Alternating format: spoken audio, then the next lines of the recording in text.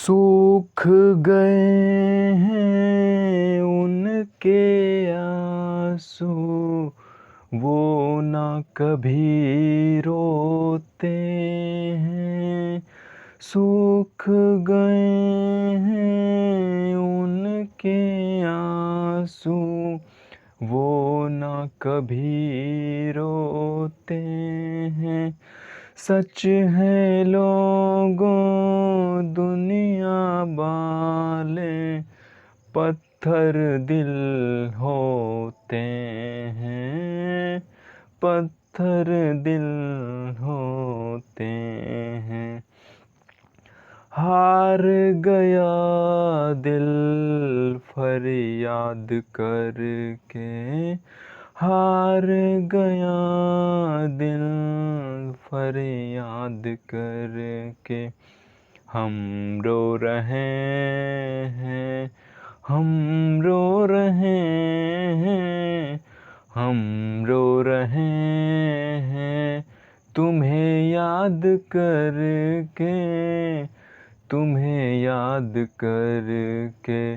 हम रो रहे हैं तुम्हें याद करके, तुम्हें याद करके।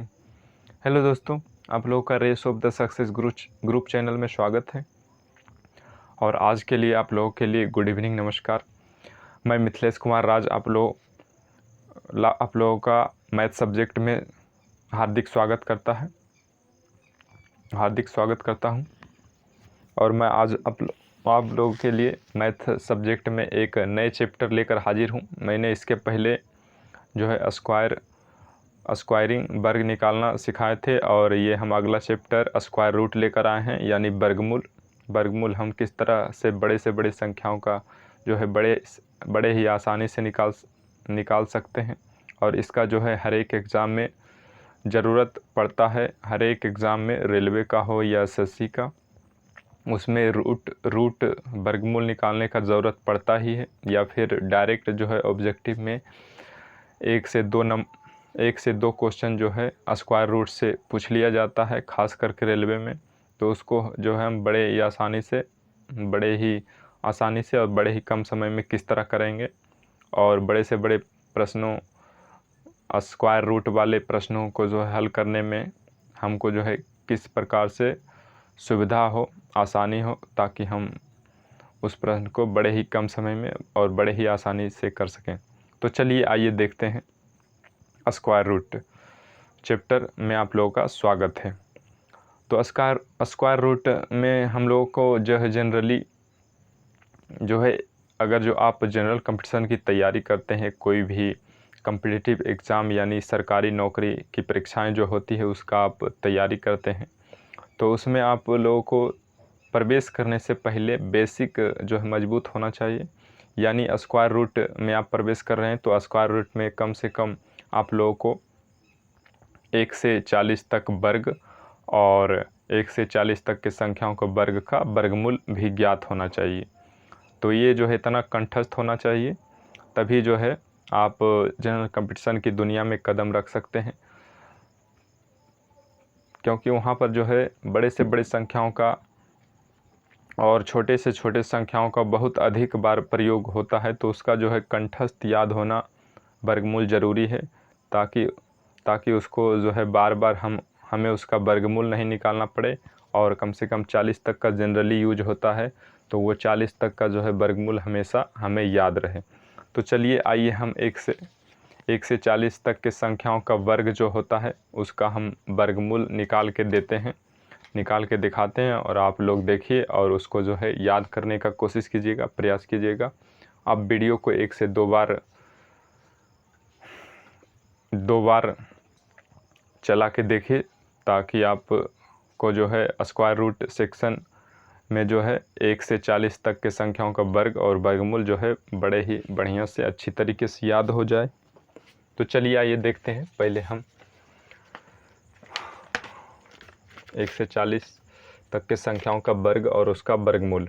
तो वर्ग तो हमने जो है पहला वीडियो में स्क्वायरिंग जो वर्ग निकालना हम सिखाए थे, उसी में जो है 1 से 40 तक के संख्याओं का वर्ग जो है निकालने के लिए सिखा दिए थे। तो इसमें जो है उसका रूट, स्क्वायर रूट निकालने के लिए सिखाएंगे, यानी उसका स्क्वायर रूट जो है किस तरह से याद रखा जा सकता है, ये सीखना है। तो देखिए, सबसे पहले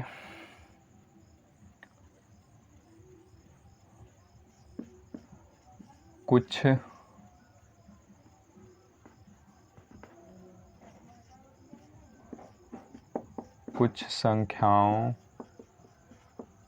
संख्याओं का वर्गमूल याद रखना।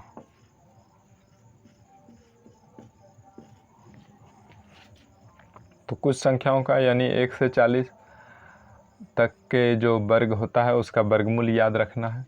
तो सबसे पहले देखिए 1600।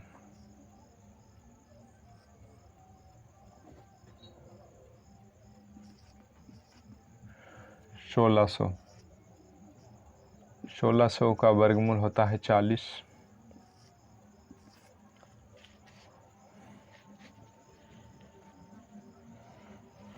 उसके बाद 1521। 1521 का वर्गमूल होता है 39। उसके बाद अगला संख्या 1444। 1444 का वर्गमूल होता है 38। उसके बाद अगली संख्या 1369। 1369 का वर्गमूल होता है 37। उसके बाद अगली संख्या 1296। 1296।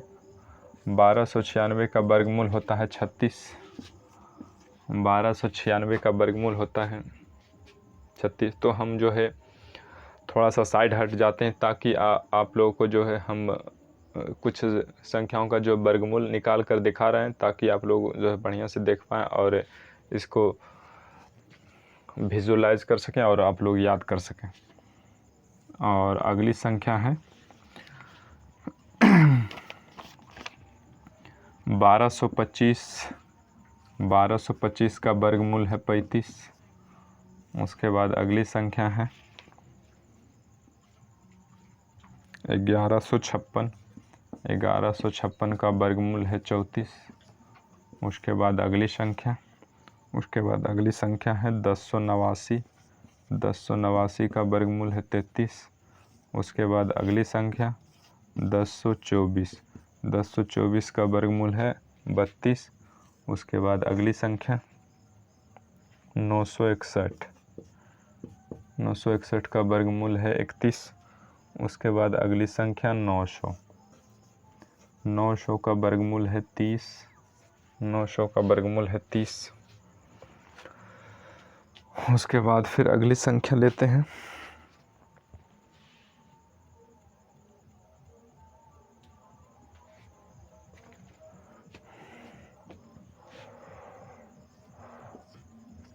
900 का वर्गमूल है 30। उसके बाद अगली संख्या 841। 841 का वर्गमूल है 29। उसके बाद अगली संख्या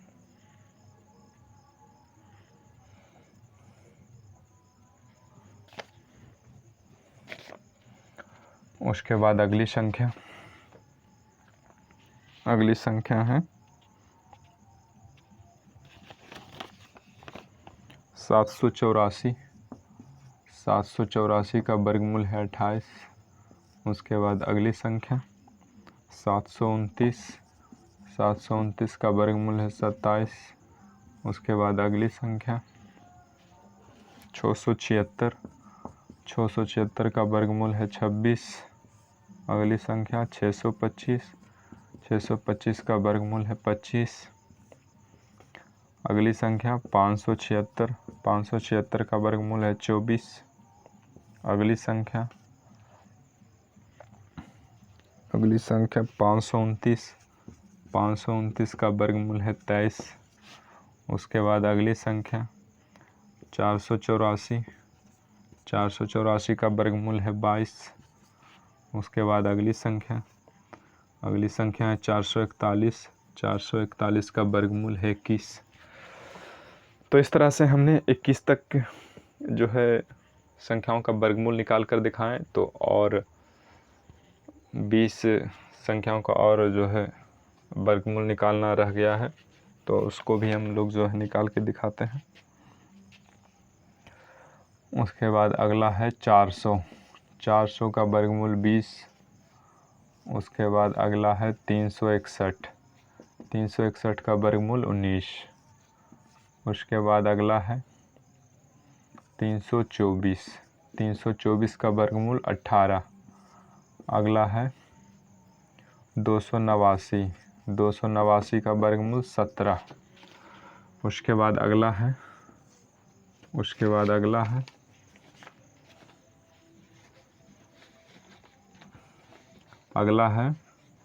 256। 256 का वर्गमूल है 16। उसके बाद अगला है 225। 225 का वर्गमूल है 15। उसके बाद अगली संख्या है 196। 196 का वर्गमूल है 14। के बाद अगला है 169। 169 का वर्गमूल है 13। अगली संख्या है 144। 144 का वर्गमूल है 12। उसके बाद अगली संख्या 121। 121 का वर्गमूल 11 है। तो इस तरह से हम जितने भी संख्याओं का वर्गमूल लिख रहे हैं, आप लोग जो है इसको 1 से 2 बार रिपीट कीजिएगा, ताकि सारी संख्याओं का जो है वर्गमूल आप लोगों को याद हो जाए, और ये आने वाले एग्ज़ाम में आप लोगों के लिए जो है बेहद ही कारगर सिद्ध होगा, बड़ा ही हेल्पफुल सिद्ध होगा। उसके बाद 100 का वर्गमूल 10 होता है। 100 का वर्गमूल 10 होता है। उसके बाद 81। 81 का वर्गमूल 9 होता है। उसके बाद 64। 64 का वर्गमूल 8 होता है। उसके बाद 49। 49 का वर्गमूल 7 होता है। उसके बाद 36। 36 का वर्गमूल 6 होता है। उसके बाद 25। 25 का वर्गमूल 5 होता है। उसके बाद 16। 16 का वर्गमूल 4 होता है। उसके बाद 9। 9 का वर्गमूल 3 होता है। उसके बाद 4। 4 का वर्गमूल 2 होता है। उसके बाद 1। 1 का वर्गमूल 1 होता है। तो इस तरह से हमने 1 से 40 तक की संख्याओं का होने वाले वर्गों का वर्गमूल निकाल कर दिखाए हैं। तो ये आप लोग जो है 1 से 2 बार रिपीट कीजिएगा, तो ये आप लोगों का जो है 1 से 40 तक के वर्ग एवं वर्गमूल याद हो जाएंगे। तो ये आप लोगों के होने वाले एग्ज़ाम के लिए बेहद ही कारगर सिद्ध होगा। बहुत ही आप लोगों को इतना कंठस्थ रहने के बाद ये आप लोगों को जो है बहुत हेल्पफुल सिद्ध होगा, बहुत ही आप लोगों को हेल्प करेगा एग्ज़ाम में। तो चलिए आइए फिर इसको मिटा देते हैं।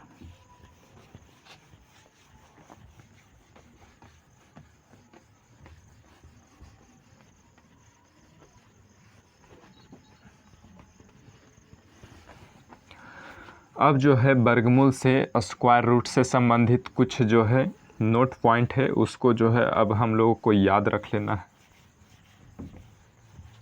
तो चलिए आइए हम लोग देखते हैं कि स्क्वायर रूट से संबंधित कौन कौन से जो है नोट पॉइंट हमको जो है ध्यान में रखना पड़ेगा, और उसका जो है बेहद इसमें उपयोग होता है।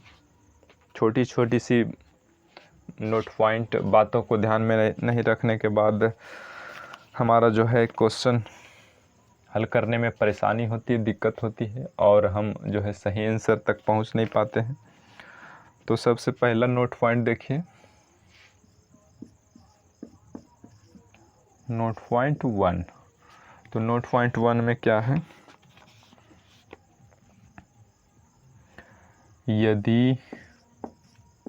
यदि प्रदत्त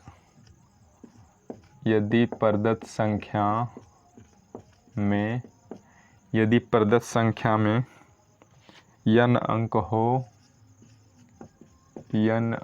हो, यदि प्रदत्त संख्या में n अंक हो तो वर्गमूल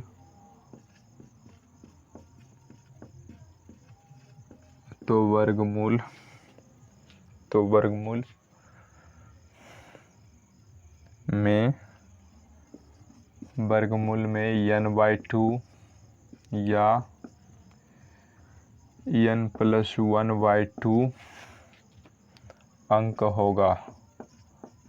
होगा। इस तरह से हम कोई भी संख्याओं का जो हम वर्गमूल निकालेंगे तो उसमें कितना अंक होगा, ये हम बड़े से बड़े संख्याओं का जो है बिना वर्गमूल निकाले हम लोग पता कर लेंगे कि उसमें जो है वर्गमूल निकालने के बाद उसमें कितना अंक होगा। तो यदि प्रदत्त संख्या में यानी मूल संख्या में n अंक हो तो वह जो है वर्गमूल निकालने के बाद उस संख्या में n/2 अंक होगा, यानी n का जो है आधा अंक हो जाएगा। यानी मान लीजिए मूल संख्या में 10 अंक हैं, मूल संख्या में 10 अंक हैं,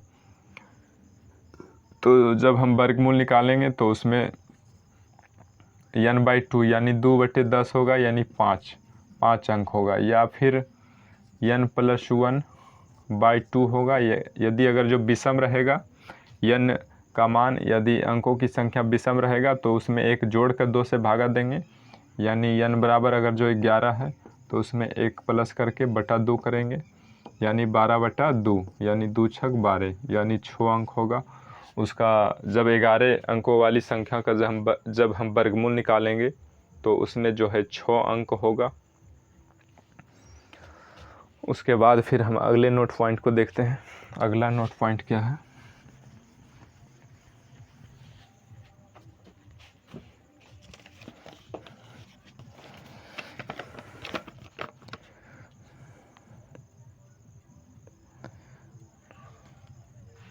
दूसरे नोट पॉइंट, एक से छोटी संख्याओं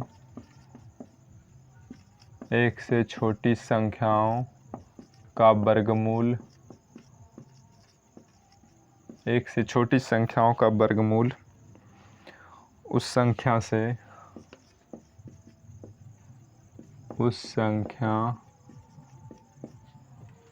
से हमेशा बड़ा होता है।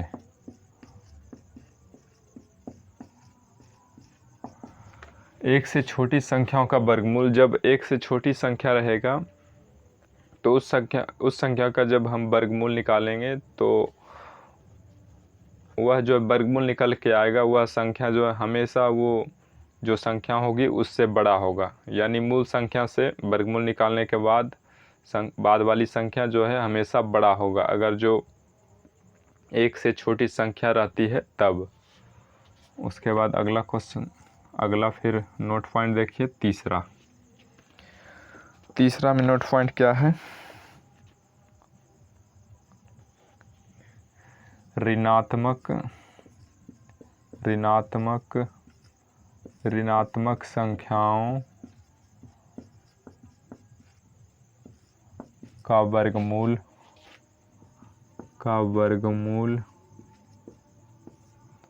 वर्गमूल एक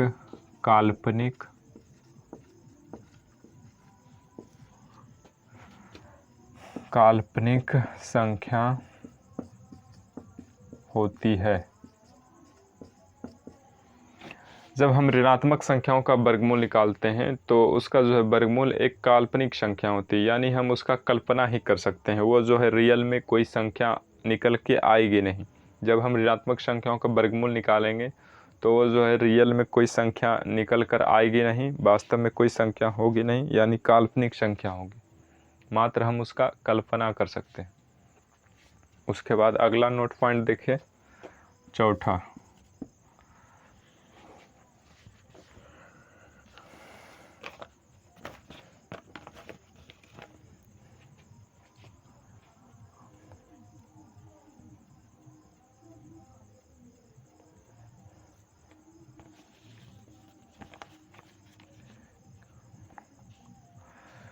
यदि किसी पूर्ण वर्ग यदि किसी पूर्ण वर्ग संख्या के अंत में पूर्ण वर्ग संख्या के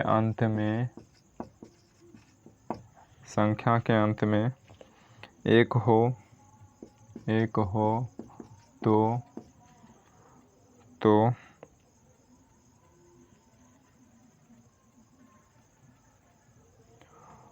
तो उसके वर्गमूल का अंतिम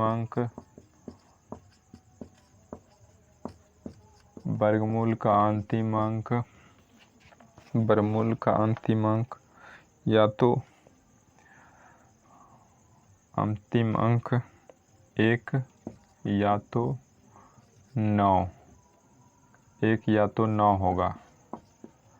यानी बोल रहा है जब किसी संख्या का जब हम वर्ग करते हैं तो उसका जो है अंत में अगर जो इकाई का अंक 1 आता है तो उस संख्या का जब हम वर्गमूल निकालेंगे तो उस संख्या का वर्गमूल या तो उसका इकाई का अंक 1 आएगा, अंतिम अंक 1 आएगा या फिर 9 आएगा। उसके बाद अगला नोट पॉइंट देखिए, पाँचवा नोट पॉइंट है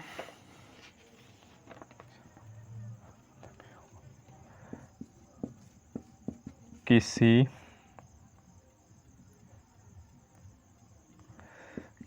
वर्ग के अंत में 4 तभी होगा, किसी वर्ग के अंत में 4 तभी होगा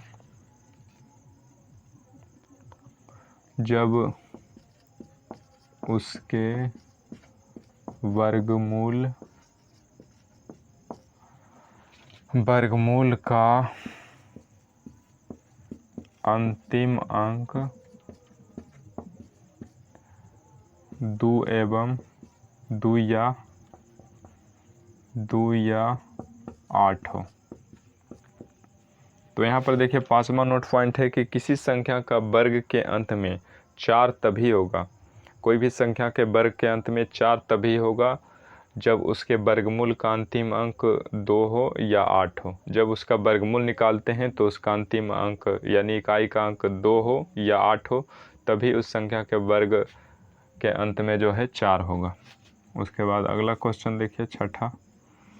तो इससे जो है ऑब्जेक्टिव टाइप के प्रश्न बनेंगे नोट पॉइंट से कि अगर जो इसका इकाई का अंक ये है तो इसका जो है वर्ग के इकाई का अंक क्या होगा, या फिर इसके वर्ग का इकाई का अंक इतना है तो इसका जो है वर्गमूल के इकाई का अंक क्या होगा, क्या क्या हो सकता है। ये सब इस टाइप के प्रश्न जो है इससे संबंधित पूछे जाएंगे। उसके बाद अगला देखिए, यदि किसी वर्ग के अंत में यदि किसी वर्ग के अंत में यदि किसी वर्ग के अंत में 5 या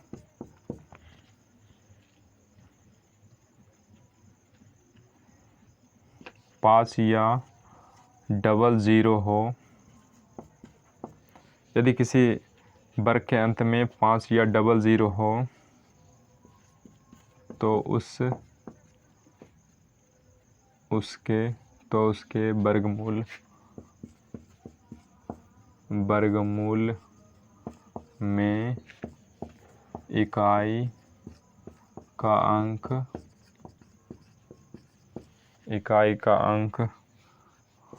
5 या 0 होगा, यानी 10 होगा। यदि किसी वर्ग के अंत में किसी भी संख्या के वर्ग के अंत में 5 हो या 00 हो तो उसके तो उसके वर्गमूल में जब हम उसका वर्गमूल निकालेंगे तो उसमें जो है इकाई का अंक 5 होगा या फिर 1 0 होगा। तो ये सब जो है महत्वपूर्ण नोट पॉइंट है, इसको याद रखना है। उसके बाद अगला है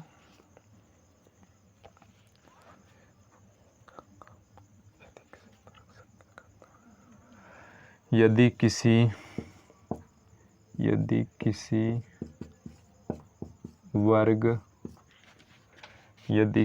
वर्ग संख्या के अंत में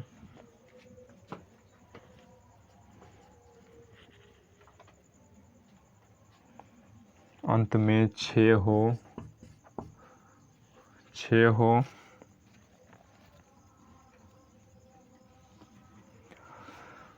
तो उसके वर्गमूल का अंतिम अंक 4 या 6 होगा। और जब किसी संख्या के वर्ग करने के बाद उसके जो है अंतिम अंक इकाई का अंक 6 हो तो उसका जो है वर्गमूल जब हम निकालेंगे तो उसका वर्गमूल का जो है अंतिम अंक इकाई अंक या तो 4 होगा या तो 6 होगा। उसके बाद 8वां नोट पॉइंट याद रखना है।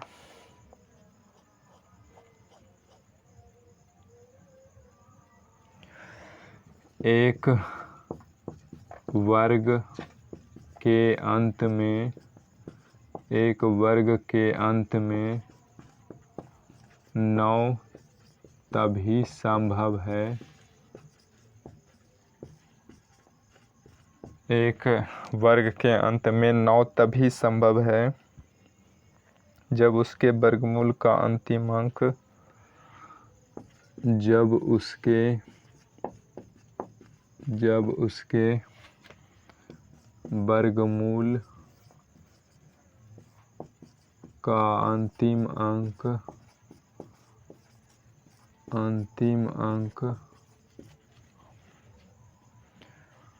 3 या 7 होगा। तो यहाँ पर बोला गया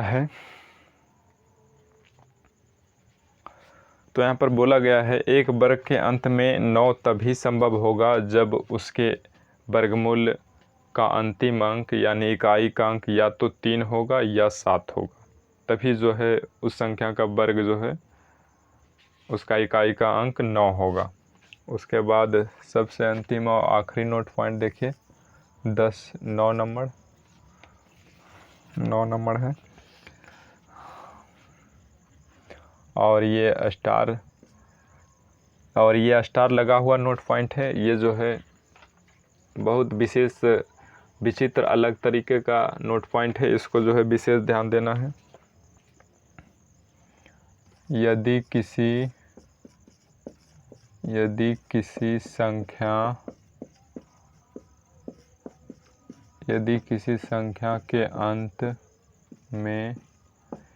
किसी संख्या के अंत में 1 5 6 और 0 हो तो 0 रहे तो यदि किसी संख्या के अंत में 1 हो 5 हो या 6 हो या फिर 0 रहे तो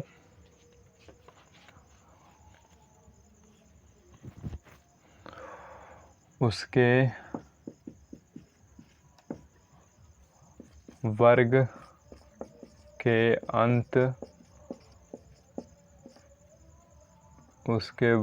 के अंत में भी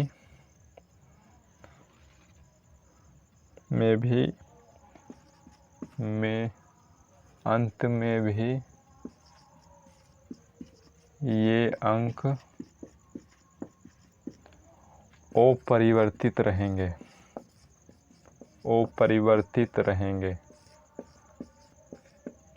यानी यहाँ पर बोला गया है कि यदि किसी संख्या के अंत में इकाई का अंक 1 हो या 5 हो या 6 हो या फिर 0 हो तो जब हम उस संख्या का वर्ग जब करेंगे, वर्ग निकालेंगे, तो उसका जो है उसका भी जो है इकाई का अंक, वर्ग निकालने के बाद उस संख्या का भी इकाई का अंक 1 रहेगा तो 1 ही आएगा, 5 रहेगा तो 5 ही आएगा, 6 रहेगा तो 6 ही आएगा वर्ग करने के बाद इकाई का अंक।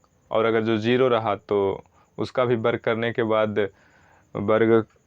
के बाद जो संख्या आएगा उसका भी इकाई का अंक 0 होगा। तो इस तरह से हमने लगभग पूरे 9 नोट पॉइंट को देखें जो स्क्वायर रूट के लिए, वर्गमूल के लिए बेहद ही महत्वपूर्ण है। इससे जो है रिलेटेड प्रत्येक एग्ज़ाम में जो है 1 से 2 नंबर ऑब्जेक्टिव क्वेश्चन पूछे जाते हैं। और ये छोटा छोटा नोट पॉइंट जो है स्क्वायर रूट के प्रॉब्लम को सोल्व करने में, हिसाब को बनाने में बेहद अहम रोल निभाता है। छोटी छोटी सी नोट पॉइंट बड़े बड़े से हिसाब को जो है बड़े ही आसानी से सोल्व कर देता है। तो इसलिए जो है ये सब छोटी मोटी बातों को जो है, छोटी छोटी पॉइंट को जो है याद रखना ज़रूरी है। उसके बाद फिर हम आगे देखते हैं।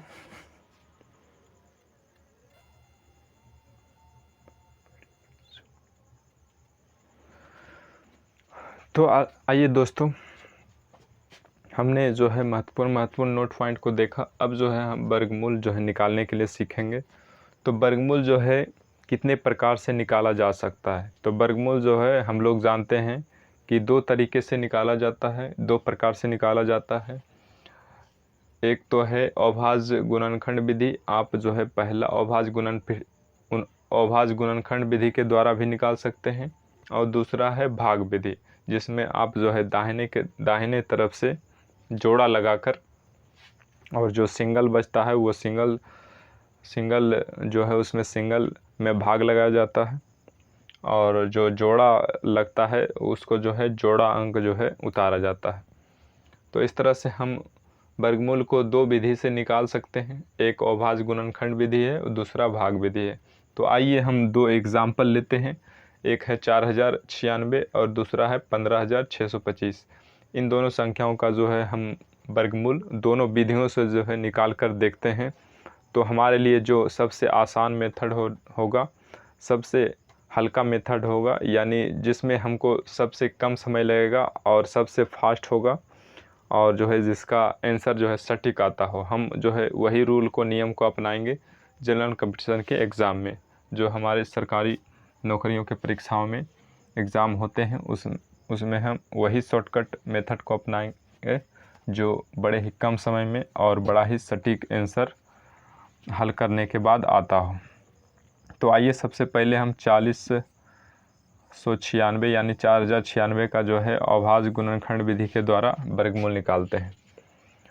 तो सबसे पहले इसका अभाज्य गुणनखंड करते हैं। तो अभाज्य गुणनखंड करने के बाद 2 से लगाएंगे, 2 0 4 एक बाकी 16, 2 8 16। उसके बाद 2 से लगाएंगे 1024, फिर 2 से लगाएंगे 512, फिर 2 से लगाएंगे 256, 256, फिर 2 से लगाएंगे 128, फिर 2 से लगाएंगे 64, फिर 2 से लगाएंगे 32, फिर 2 से लगाएंगे 16, फिर 2 से लगाएंगे 8, फिर 2 से लगाएंगे 4, फिर 2 से लगाएंगे 4। तो इस तरह से जो है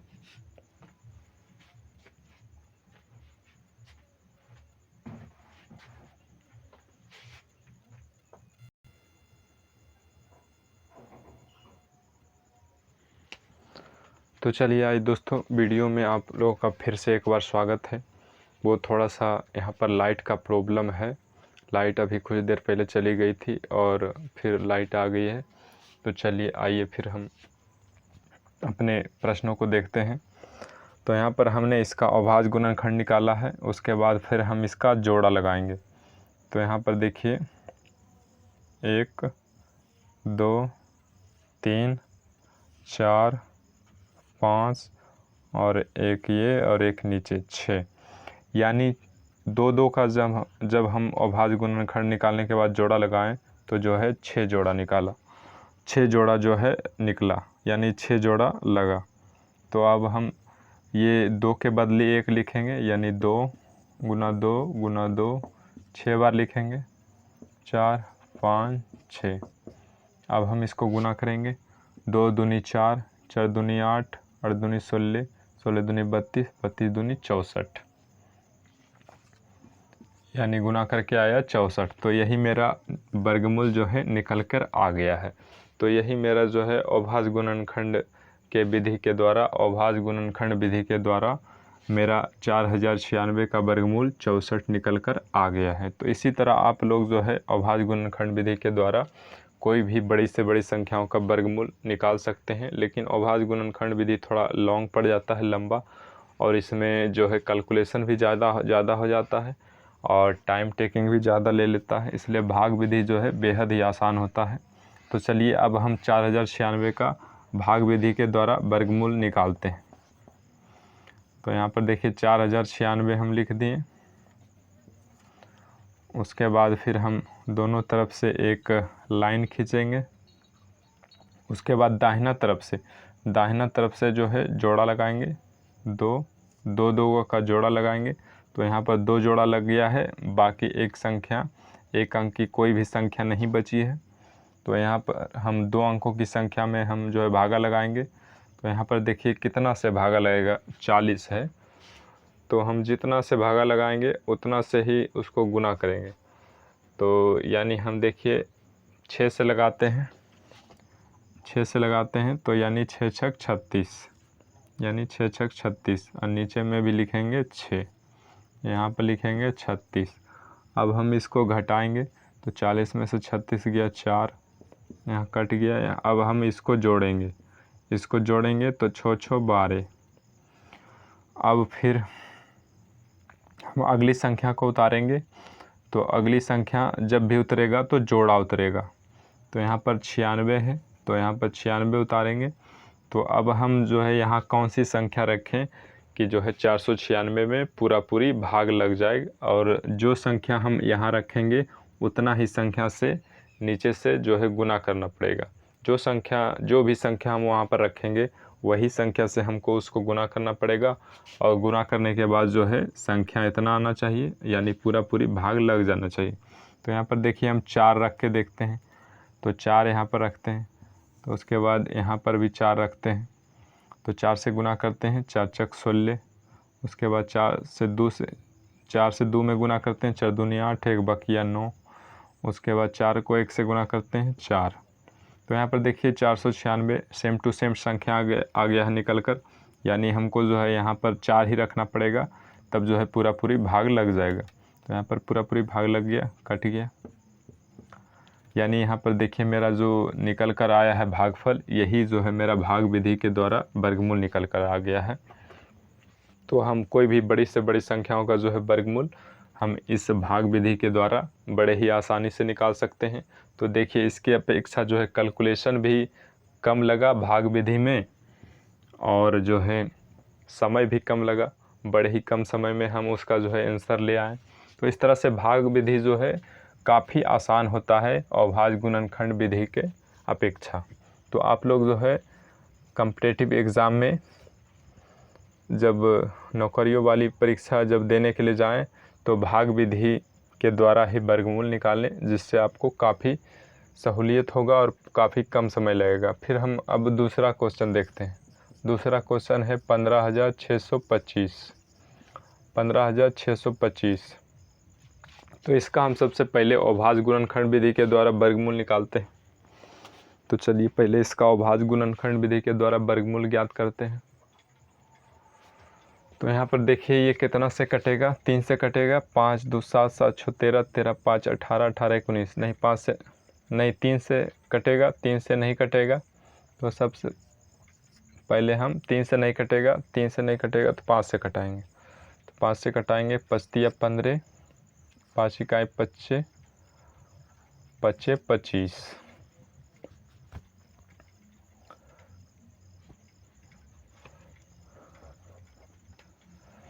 5 इकाई 25 हुआ, बाकी 1 बचा, 5 दूनी 10, अब बाकी 2 बचा, 25 25, यानी 3125 आया निकल के। फिर हम 5 से भागा देंगे तो 5 छक्का 30, बाकी 1, 5 दूनी 10, फिर बाकी 1, बाकी 2, 25 25, तो 625 आया। फिर हम 5 से भागा लगाएंगे, 5 इकाई 25, बाकी 1, 5 दूनी 10, बाकी 2, 25 25, फिर 5 से भागा लगाएंगे 25, फिर 5 से लगाएंगे 25 25, यानी 5। तो अब यहाँ पर जो है इसका अभाज्य गुणनखंड निकल कर आ गया है। अभाज्य गुणनखंड अब हम इसका निकाल लिए हैं। अब इसको हम जो है जोड़ा लगाएंगे, यानी 2 गो के बदली 1 गो लिखेंगे, तभी जो है इसका वर्गमूल ज्ञात हो पाएगा। तो यहाँ पर 2 5 के बदली 1 5, फिर यहाँ 2 5 के बदली 1 5, यहाँ फिर 2 5 के बदली 1 5, यानी 1 2 3, यानी 2 5 के बदली हम 1 5 लिखेंगे, यानी 5 गुना 5 गुना 5, यानी 3 बार लिखेंगे। तो ये जो संख्या गुना करके आएगा वही जो हमारा इस संख्या का, ये पूरे बड़ी संख्या का जो है वर्गमूल ज्ञात हो जाएगा, यानी वर्गमूल निकल के आएगा। तो इसको आप गुना कीजिए, 25 25, 25 25 125। तो यह जो 125 निकल कर आया है, ये जो है हमारा 15,625 का अभाज्य गुणनखंड विधि के द्वारा वर्गमूल निकाला गया है, वर्गमूल ज्ञात किया गया है। अब जो है 15,625 का हम भाग विधि के द्वारा जो है वर्गमूल ज्ञात करेंगे कि भाग विधि के द्वारा इसका वर्गमूल क्या होगा। तो हम जो है दाहिने तरफ से पहले जोड़ा लगाएंगे, 2 के बदली 1, 2 के बदली 1, और 1 जो है केवल एक संख्या है तो ये जो है जोड़ा नहीं लगेगा, यह जो है सिंगल बच जाएगा। तो इसको जो है सिंगल में भाग लगाएंगे, तो यहाँ पर 1 से भागा लगाएंगे, 1 बार में लग गया। यहाँ भी नीचे भी 1 होगा और यहाँ पर 1 गुना 1 1 होगा, तो कट गया। इसको घटा देंगे और इसको जो है जोड़ देंगे, 1 1 2 हो गया। और यहाँ हम फिर अगला जोड़ा संख्या उतारेंगे, अगला जोड़ा संख्या 56। तो अब हम यहाँ पर जो है कौन सी संख्या रखें और फिर हमको उसी संख्या से गुना करें, गुना करने के बाद जो है इसमें भागा लग जाए, यानी इससे थोड़ा सा कम रहे या फिर पूरी लग जाए भागा। तो यहाँ पर देखिए, अगर जो 3 रखते हैं तो नीचे भी 3 रखना पड़ेगा। 23 तिया 69 जो है 56 से ज़्यादा हो जाता है, 3 रखने के बाद 23 तिया 69 जो कि 56 से ज़्यादा हो जाता है, इसलिए यहाँ पर 23 नहीं होगा, यानी 3 नहीं होगा। तो उससे कम 2 लेते हैं, तो यानी यहाँ 2 रखते हैं और नीचे भी 2 से गुना करते हैं, तो 22 दूनी 44। तो ये देखिए ठीक है, कम है 56 से, ये भागा लग गया है, यहाँ भी 2 होगा। और उसके बाद इसको घटा देंगे, 6 में से 4 गया 2 और 5 में से 4 गया 1, और इसको जोड़ देंगे, 2 2 4 और इसको 2, यानी 24 निकल के आया। और यहाँ जो है 12 आ गया। तो अब अगले जो है 2 संख्याओं को उतारेंगे, अगला जोड़ा संख्या उतारेंगे, यानी 2 5 25 को उतारेंगे और यहाँ पर जो है 12 है।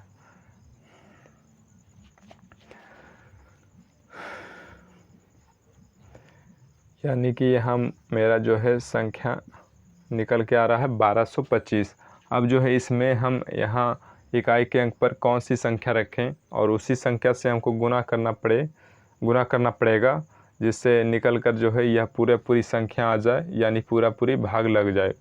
तो यहाँ पर देखिए इकाई का अंक 5 है, तो इकाई का अंक 5 है, तो वहाँ हमको भी इकाई का अंक 5 रखना पड़ेगा, तभी तो उस संख्या से गुना करेंगे, तभी तो इकाई का अंक 5 आएगा, तभी तो इससे जो है पूरी भाग लग पाएगा। तो यहाँ पर से स्पष्ट होता है कि इकाई के अंक पर 5 ही रखने पर जो है पूरी भाग लग सकता है। तो यहाँ पर हम 5 रख देते हैं और यहाँ भी 5 रखते हैं। अब जो है गुना करते हैं, 25 25 के 5, 5 चौका 20 2 22, बाकी 2, 5 दूनी 10 2 12। तो यहाँ पर देखिए गुना करने के बाद पूरी आ गया है। 5 में से 5 गया 0, 2 में से 2 गया 0, 2 में से 2 गया 0, 1 में से गया 0, यानी सब कट छट गया।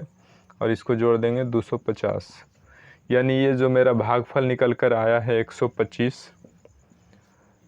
भाग विधि के द्वारा जो भागफल निकल कर आया मेरा 125, यही जो है इस संख्या का यानी 15,625 का वर्गमूल होगा। ये जो है इस तरह से भाग विधि के द्वारा हम लोग वर्गमूल बड़े ही आसानी से और कम समय में निकाल सकते हैं। तो हमारे वीडियो पर अगर जो आप नए आए हैं तो हमारे चैनल को सब्सक्राइब कर लें, और वीडियो अगर जो देखने में अच्छा लगा हो, आपके लिए हेल्पफुल साबित हो, आपको जो है पढ़ने में काफ़ी मददगार हो, तो आप वीडियो को लाइक कर दें। और ज़्यादा वीडियो अच्छा लगा हो तो अपने दोस्तों भाई बहनों में शेयर करें, जिससे उनको भी ये नॉलेज प्राप्त हो सके और वो भी जो है इन स्क्वायर रूट यानी वर्गमूल वाले प्रश्नों को जो है बड़े ही कम समय में भाग विधि के द्वारा हल कर सकें।